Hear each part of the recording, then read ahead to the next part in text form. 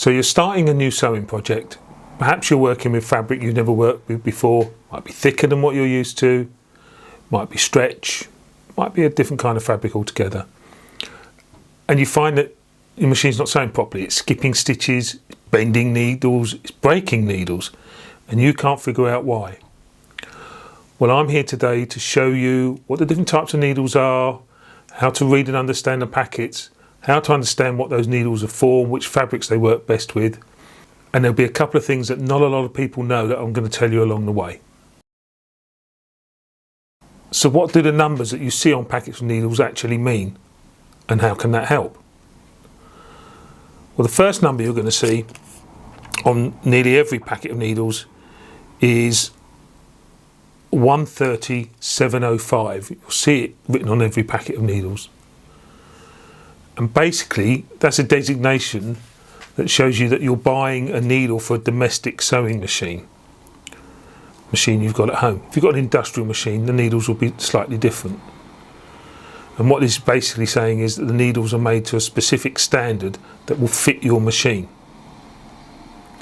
So one of the questions I get asked a lot is, I've got a Janome machine, do I need Janome needles? I've got a Singer machine, do I need Singer needles?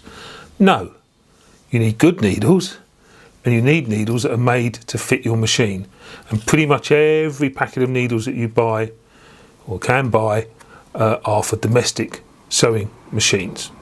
The other number you'll see on a packet is either one number, or you'll see a series of them if it's a mixed pack like this one, is a number that's really telling you the size of the needle. Now, why does that matter? Well, basically, the number will tell you the thickness of the needle. The number will tell you the thickness of the needle, and that tells you which kind of fabric it's suitable for. Bottom line is, basically, the higher the number, the thicker the needle, the thicker the fabric.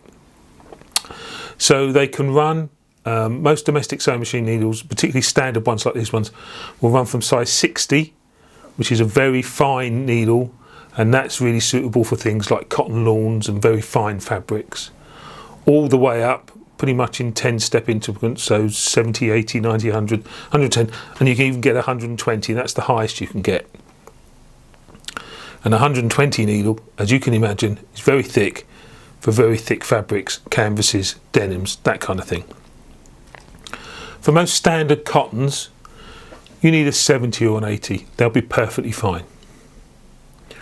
Again, you might think, well, hang on, I'll just get a whole set of 100s or 110s and I'll just use them all the time because it doesn't matter what thickness of fabric I'm using. And yeah, that's kind of true. But the other thing you've got to remember is the bigger the needle, the bigger the hole it will make in your fabric. And if it's a fine fabric, you're basically cutting or tearing quite large holes into your fine fabric. And that can actually affect your stitch. So as much as possible, try and relate the size of the needle to the thickness of the fabric. If you're working on very fine fabrics, look at something like a 60, standard fabrics a 70 or an 80. When you start getting into thicker fabrics, 90 upwards. Well, what are the main types of sewing machine needle and what do they do? Well, to give you an idea, I've only got a few here. I'll hold a few up, there you go, see. There are different types. They tend to be, because you're working on a different kind of fabric from standard, i.e. not standard cotton or polycotton, or you're using a special thread. And I'm going to run through now the main types, what the differences are and what you use them for. Universal needle. That's the most common type, and as I think I've already said, you use that for cotton fabrics. Going back on what I said about the numbers on the packets, the lower the number, the finer the needle, the finer the fabric.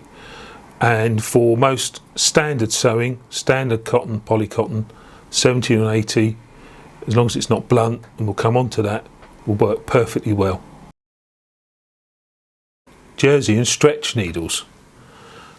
These have a ball point and a design that when you use them on stretchy fabrics, unlike a normal sharp point that you would get on standard needles, these have a ball point, so they push the fibres of the fabric apart. They don't pierce them. They don't cut them. If you cut a jersey fabric, because it's a knitted fabric, not a woven fabric, you have a risk that you'll actually create a run or a ladder in the fabric. So these are much better. And the reason there's really these two main types depends on the amount of stretch or elastane content, spandex content in the fabrics. So my tip is really to, if you're going to work with a lot of stretch fabrics, get a set of both. They're not hugely expensive, get a set of both. And then you've got them both in your arsenal. If you find that one doesn't work very well with the fabric you're working on, switch over and try one of the others. And you'll find a solution. Come in various sizes, various thicknesses of fabric again. Jeans or denim needles tend to be high numbers, so thicker needles, 90 upwards, because they need that piercing power to get through thicker denim fabric. They've also got a much sharper point to be able to pass through the fabric more easily. And as I say, the shaft of the needle is designed to be quite strong so that it doesn't bend or break. Comes in various numbers, as I say, various thicknesses of fabric. Leather needles come in various sizes. Now these are different because they're actually designed to cut a hole in the leather. Because leather isn't a woven or knitted fabric, but is a skin, these are designed to basically punch a hole to allow the thread to pass through. If you try to use a standard needle on leather, there's a chance that the hole would close up again and trap the thread. So these are actually designed to kind of cut a hole as they pass through. So they're not just good for leather, they can also be really good for some man-made PVC type stuff. Stuff where you actually need to literally cut a hole through the fabric. As I say, come in various sizes, various thicknesses of the fabric, various thicknesses of leather. What am I talking about? Topstitch needles come in various sizes, pretty much 70, 80s upwards, I think. And they have a larger eye in them because they're for use with top stitch and decorative stitch threads, which tend to be thicker. So the eye needs to be larger to allow the thread to pass through. If you try and use a top stitch thread on a standard needle with a standard eye, you might be able to thread it, but there's a chance you'll snap the end off the needle because it will catch. The thread is so thick it will actually catch on the hole as it's passing through and something will bend or break. So if you're using a thicker thread for a decorative finish, or even a thicker thread because that's what you want to use because you're using it on heavier fabrics, top stitch needle, larger eye. Microtex style or sharps needle. These tend to be lower numbers. Yeah, I'm getting it around the right way. 60s or 70s, because they're for use with finer fabrics. They have a very sharp, fine point. So for use with finer fabrics, so it doesn't pierce or puncture the fabric too much, and allows the fine threads to pass through. Sometimes with the lower numbers, like the 60s, you might see that the hole is a little bit smaller because of the size of the shaft of the needle. You should still be able to use a standard thread on these, but if you struggle, Gutermann, for example, do a finer thread.